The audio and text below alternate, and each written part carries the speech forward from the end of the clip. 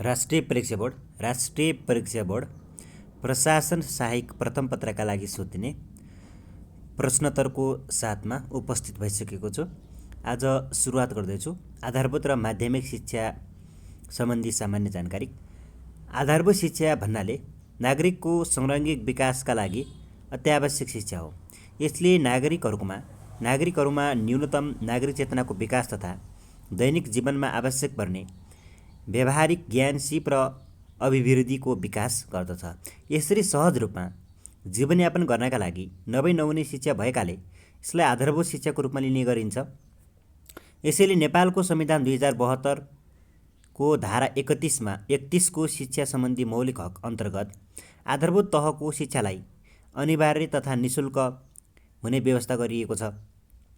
अनिवार्य तथा निशुल्क शिक्षा सम्बन्धी नियमावली 2077 मा आधारभूत तहको वैकल्पिक शिक्षालाई देहाय बमोजिम 3 तहमा स्तरीकरण गरी विद्यालयमा भर्ना भई छाडेको बालबालिकाको हकमा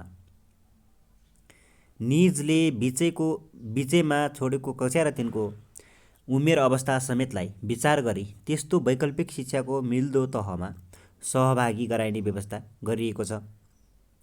तह 1 कक्षा 1 देखि कक्षा 3 सम्म, तह 2 कक्षा 4 देखि कक्षा 5 सम्म। त्यसैगरी गमा छ तह 3 कक्षा 6 देखि कक्षा 8 सम्म। माध्यमिक शिक्षा आधारभूत तहपछि र उच्च शिक्षा भन्दा अघि प्राप्त गर्ने शिक्षा हो। यसरी माध्यमिक तहको शिक्षालाई आधारभूत तहको शिक्षाको विस्तार र उच्च शिक्षाको पूर्वाधार शिक्षाका रूपमा लिने गरिन्छ। आधारभूत शिक्षा र उच्च शिक्षा बीचको सेतुको रूपमा माध्यमिक तहको शिक्षालाई लिने गरिन्छ। माध्यमिक तहको शिक्षा नागरिक चेतनाको विकास र सक्षम जीवनयापनको आधारका रूपमा रहेको हुन्छ। नेपालको संविधान 2072 को धारा 31 को शिक्षा सम्बन्धी मौलिक हक अन्तर्गत माध्यमिक तहको शिक्षा कानुन अनुसार निशुल्क हुने व्यवस्था गरिएको छ। शिक्षा ऐन 2028 को प्रारम्भिक खण्डमा विद्यालय शिक्षाको सम्बन्धमा निम्न अनुसारको व्यवस्था गरिएको छ। प्रारम्भिक बाल शिक्षा भन्नाले 4 वर्ष उमेर पुरा गरेका बालबालिकालाई 1 वर्षको प्रारम्भिक बाल शिक्षा दिने विद्यालय सम्झनुपर्छ। प्राथमिक शिक्षा भन्नाले कक्षा 1 देखि कक्षा 5 सम्म दिइने शिक्षा सम्झनुपर्छ। आधारभूत शिक्षा भन्नाले प्रारम्भिक बाल शिक्षादेखि कक्षा 8 सम्म दिइने शिक्षा सम्झनुपर्छ। माध्यमिक शिक्षा भन्नाले कक्षा 9 देखि कक्षा 12 सम्म दिइने शिक्षा सम्झनुपर्छ। यसर्थ राष्ट्रिय पाठ्यक्रम प्रारूप 2076 मा विद्यालय शिक्षाको तहगत संरचना र उमेर सम्बन्धमा गरिएको व्यवस्था निम्न रहेको छ। नेपालको विद्यालय शिक्षा आधारभूत र माध्यमिक गरी 2 तहको रहेको छ। 1 वर्षीय अवधिको प्रारम्भिक बाल विकास तथा शिक्षापछि कक्षा 1 देखि कक्षा 8 सम्म गरी जम्मा 8 वर्षको आधारभूत शिक्षा कायम गरिएको छ भने कक्षा 9 देखि 12 सम्मको 4 वर्ष अवधिको शिक्षालाई माध्यमिक शिक्षा कायम गरिएको छ। माध्यमिक शिक्षा साधारण, परम्परागत र प्राविधिक तथा व्यावसायिक गरी 3 प्रकारको हुनेछ। माध्यमिक शिक्षाको प्राविधिक तथा व्यावसायिक धारतर्फ थप 1 वर्ष अवधिको व्यावहारिक अभ्यास समेटिनेछ।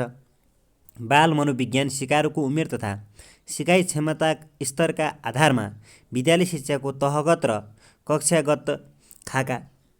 विद्यालयको तह, कक्षा, उमेर समूह, सिकाइ क्षमता स्तर। प्रारम्भिक बाल विकास र शिक्षा प्रारम्भिक बाल विकास र शिक्षा 4 वर्षको हुनेछ। त्यसैगरी आधारभूत तह कक्षा 1 देखि 3, 5 देखि 7 वर्षसम्म तह 1। त्यसैगरी कक्षा 4 देखि 5, 8 देखि 9 वर्षसम्म तह 2। कक्षा 6 देखि 8, 10 देखि 12 वर्षसम्म तह 3। माध्यमिक कक्षा 9 देखि 10, 13 देखि 14 तह 4। कक्षा 12 र कक्षा 11 देखि 12, 15 देखि 16 वर्षसम्म तह 5। यसरी आधारभूत शिक्षा भन्नाले 1 वर्षको प्रारम्भिक बाल शिक्षाले कक्षा 8 सम्मको जम्मा 9 वर्षको शिक्षा भनेर बुझ्नुपर्दछ। तर आधारभूत तह कक्षा 1 देखि 8 कक्षा 8 सम्मको जम्मा 8 वर्षको तह भन्ने बुझ्नुपर्दछ। माध्यमिक तह भन्नाले कक्षा 9 देखि 12 सम्मको जम्मा 4 वर्षको तह भन्ने बुझ्नुपर्दछ। यसरी विद्यालय शिक्षा 13 वर्षको र कक्षा 1 देखि 12 कक्षाको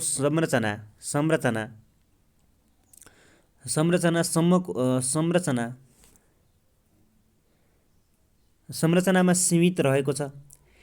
विद्यालय शिक्षाको संरचना राष्ट्रिय सामर्थ्य र विश्वव्यापी सन्दर्भअनुसार निर्धारण गरिएको हुन्छ। जस्तो राष्ट्रिय शिक्षा पद्धतिको योजना 2028ले कक्षा 1 देखि 3 सम्मको 3 वर्षीय प्राथमिक शिक्षामा जोड दिएकोमा राष्ट्रिय शिक्षा आयोगको प्रतिवेदन 2049 5 वर्षीय प्राथमिक शिक्षाको सिफारिस गरेको थियो। हाल यसभन्दा अघि बढेर 9 वर्षीय आधारभूत शिक्षा कार्यान्वयन गरिएको छ। विश्वव्यापी सन्दर्भ हेर्दा इन्चोन घोषणा र 2015ले 9 वर्षीय अनिवार्य शिक्षा र 12 वर्षीय निःशुल्क शिक्षामा जोड दिएको देखिन्छ।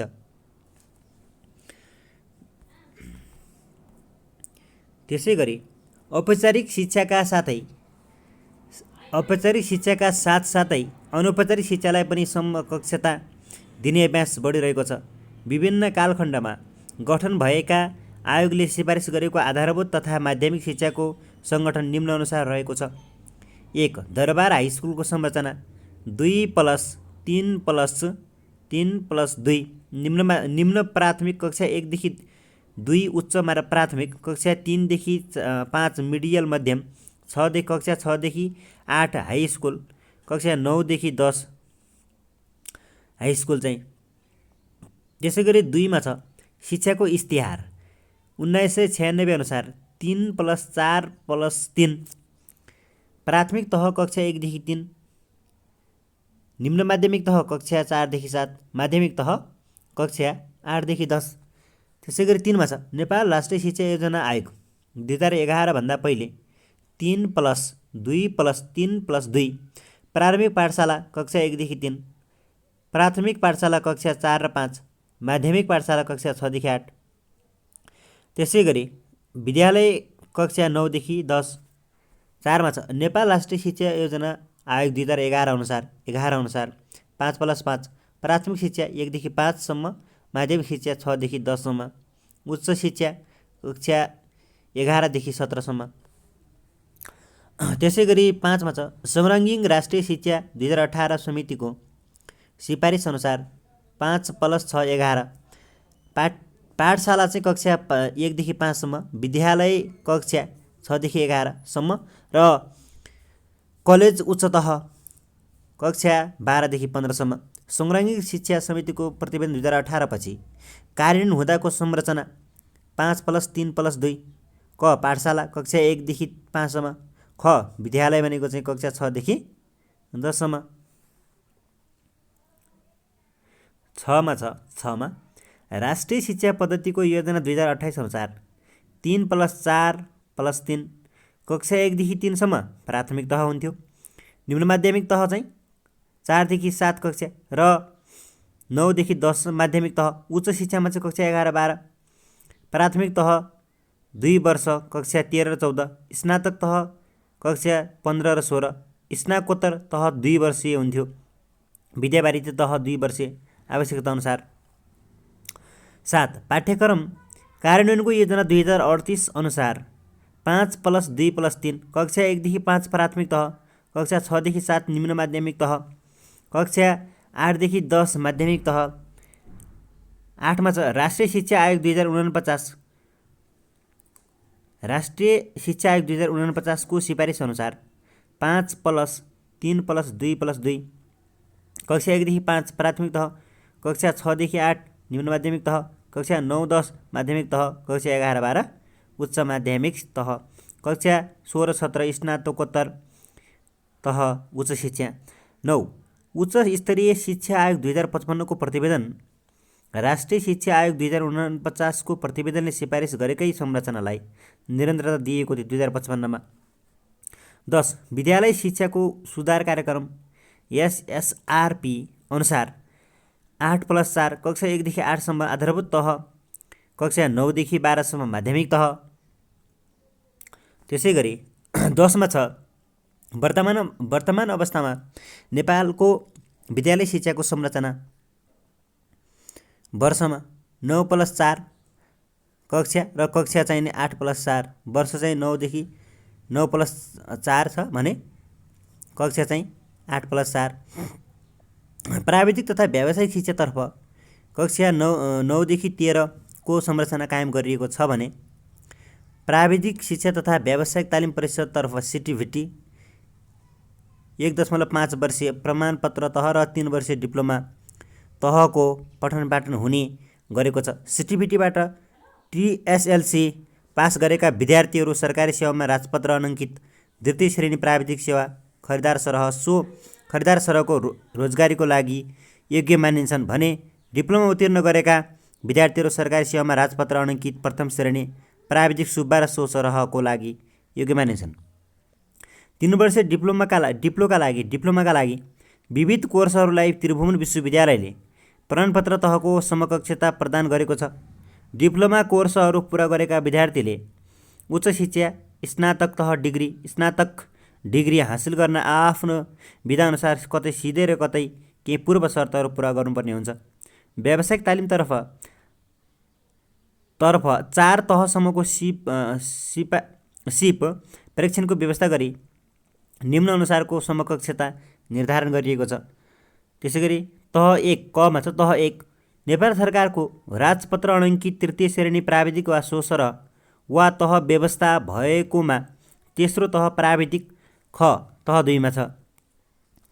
नेपाल सरकारको राजपत्र अनङ्कित द्वितीय श्रेणी प्राविधिक वा सो सरह वा तह व्यवस्था भएकोमा चौथो तह प्राविधिक। त्यसैगरी ग मा छ। तह 3 नेपाल सरकारको राजपत्र अनङ्कित प्रथम श्रेणी प्राविधिक वा सो सरह वा तह व्यवस्था भएकोमा पाँचौँ तह प्राविधिक। त्यसैगरी घ मा छ। तह 4 नेपाल सरकारको राजपत्र अनङ्कित तृतीय श्रेणी प्राविधिक वा सो सरह वा तह व्यवस्था भएकोमा छैटौँ तह प्राविधिक। खुला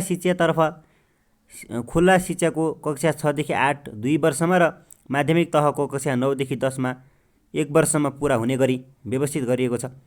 अनौपचारिक प्राथमिक शिक्षा कक्षामा 3 वर्ष अध्ययन गरे पश्चात कक्षा 5 को अन्तमा लिइने वार्षिक परीक्षामा सहभागी हुन योग्य हुने व्यवस्था गरिएको छ। अनौपचारिक प्रौढ शिक्षा 6 वर्षमा पुरा गरी माध्यमिक तहको कक्षा 10 को अन्तिम परीक्षामा सहभागी हुन सकिने व्यवस्था गरिएको छ। शिक्षा नियमावली 2059 को नियम 52 मा वैकल्पिक शिक्षा प्राप्त गरेका बालबालिकाहरूको स्तर हेरी विद्यालयले उपयुक्त कक्षामा भर्ना लिन सक्ने व्यवस्था गरेको छ। आधारभूत साक्षरता शिक्षा महिला साक्षरता प्रथम सहित को समकक्षता कक्षा 1 देखि 3 को उत्तीर्ण सरह र साक्षरतर महिला साक्षरता द्वितीय सहितको समकक्षता कक्षा 1 देखि 5 उत्तीर्ण सरह हुने व्यवस्था गरिएको छ।